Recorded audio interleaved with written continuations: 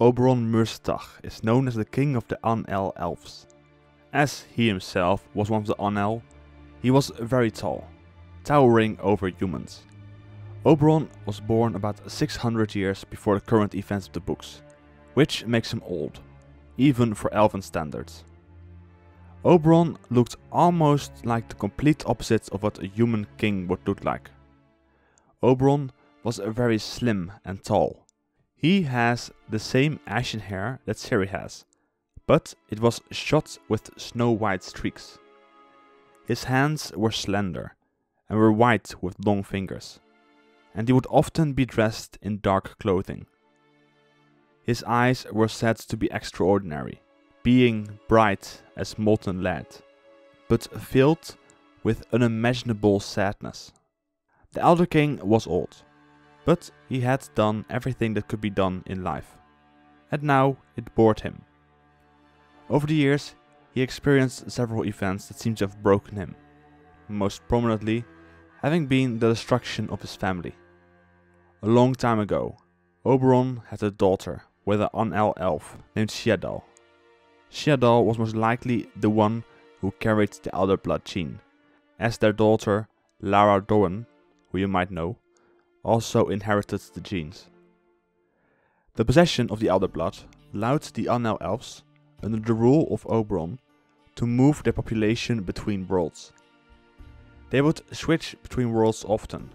Most of the time, when they would leave, it was when the humans of that world were about to destroy it, themselves still on it. But all this jumping between worlds meant that the worlds they arrived on often weren't empty. As a result, the Elle have waged many wars to conquer worlds and eradicate peoples. Their most prominent foes were often the unicorns and the humans. It was not something most people would expect from these elves, but they were out for war most of the time, and gained quite a reputation due to other worlds they had conquered. Amongst these worlds was the world in which they currently live, and in which the city of Tirnalia is located. This world originally was home to humans, but as the Elle took over, the humans who lived in this world were turned into slaves and servants, and those who were less fortunate were massacred. The bodies of all the humans who perished were ditched in ravines, with a thin layer of soil thrown over it, but in heavy rain, the soil would wash away and would reveal all that lay beneath, a sea of bones. The Elle conquered and slaughtered, but not everything went as Auberon would have liked. For one day, he had received the word that his beloved Ciadal had died. But not only was his wife dead, his daughter, Lara Dorren, the carrier of the Elder blood gene, went to the world continent, where she died as well. But not before giving birth to a daughter, who would carry on her genes. As a result, the Elle had lost their ability to travel between worlds as they pleased. They were stuck and not able to continue conquering other worlds. The Elle and Auberon had two options to be able to travel to the other worlds again. They could try and regain the Elder blood, or with the help of the unicorns. The unicorns were deceived by the Elle, and as a result, they have been in conflict for a long time, with the Wild Hunt under the leadership of Eredin often hunting them down. But because the unicorns wanted no part in helping these genocidal elves, Auberon was forced to go for the other option. And so Ciri eventually ended up in their world. The Elle wanted to get her pregnant with the child of Auberon. In turn, once she had the child, she would be allowed to return to her own world. When she first met Auberon, she was surprised at how he looked and acted, with Auberon blowing bubbles into the river during their first meeting. While Ciri was in a rush to get back to her own world, Auberon was not. He, while old, had all the time in the world, and did not rush things. Ciri would meet Auberon several times, going a bit further each time in their relation. But Auberon could not do it, whether he saw Ciri as an unattractive human, or because she reminded him of his daughter. He could not get her pregnant. Ciri saw it as her own fault for not being good enough, and she became angry and sad on several occasions. But she would soon discover that this king had his own problems. Among those, he was addicted to fish tech. She would participate in it with him, but it did not help. The Elder King could not do it, and once again left frustrated as he became impatient.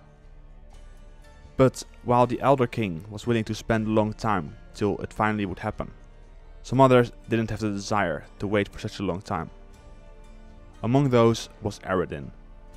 Eredin wanted to give Auberon a flask containing an unknown substance. It could have been either poison or something that would get Auberon in the mood to finally get things done. Eredin wanted Ciri to give it to the Elder King, yet she refused. Ciri didn't want to do it, as she had other plans. As she soon after started her escape, she decided to visit the Elder King one last time, in an attempt to slow down her would-be pursuers. Once she had arrived, she thought he wasn't there, for everything was silent. She soon saw him sitting in a chair in the corner, even paler than he normally was. He raised his eyes towards her, and there was a void in them. "Sheodal," he whispered, "I'm glad you're here. You know, they told me you had died." He opened his hand as something fell onto the carpet. It was a flask of green nephrite. Lara, the Elder King, moved his head and touched his neck as though his royal torque was garroting him. "Come à me, Lunette. Come to me, daughter. Come à me, Elaine." Ciri sensed death in his breath. "Elaine Bluth, fain wed," he sang. "Mere Lunette, your ribbon has come undone. Allow me." He tried to lift his hand abruptly and looked into her eyes, this time lucidly. "Ciriel," he said, "Lochleith, you are indeed destiny, O Lady of the Lake. Mine too, as it transpires. Va esse dairat ab Egan," he said a moment later, and Ciri observed with dread that his words and movement had begun to slow down horribly. But he finished with a sigh. It is good that something is beginning. They heard a long, drawn-out peal of thunder outside the window. The storm was still far away, but it was approaching fast. "In spite of everything," he said, "I very much don't want to die, Ciriel. And I'm sorry that I must. Who would have thought it? I thought I wouldn't regret it. I've lived long. I've experienced everything. I've become bored with everything. But nonetheless, I feel regret. And do you know what else? Come closer. I'll tell you in confidence. Let it be our secret." She bent forward. "I'm afraid," he whispered. "I know. Are you with me?" "Yes, I am." "Vafail, Lunette. Farewell, O Elder King." She sat with him, holding his hand until he went completely quiet, and his delicate breath faded. She didn't wipe away the tears. She let them flow. The storm was coming closer. The horizon blazed with lightning. The Elder King had died in the company of his last living relative, Ciri. It wouldn't be until later the same day that Auberon had died that Ciri would learn of all the murder her ancestor had committed. Auberon was king of the Elle for a long time, until Eredin gave him a substance that eventually ended his life. Whether it was on purpose or not, in the books is not known.